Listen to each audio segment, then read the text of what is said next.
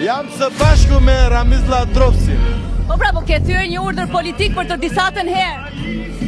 Kush për e ruan për unë? Deputeti i Partisë Demokratike Bujar Leskaj ka sfiduar hapur drejtuesit e forcës së tij politike, duke marrë pjesë në protestën e organizuar në sheshin Skënderbej, në mbështetje të ish-krerëve të ushtrisë çlirimtare të Kosovës që po gjykohen në Hag.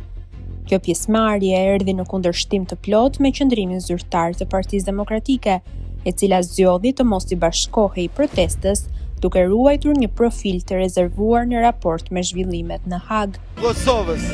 Jam së bashku me Ramiz Ladrovsin. Po pra, po ke thyer një urdhër politik për të disatën herë. Kush për e ruan për unë?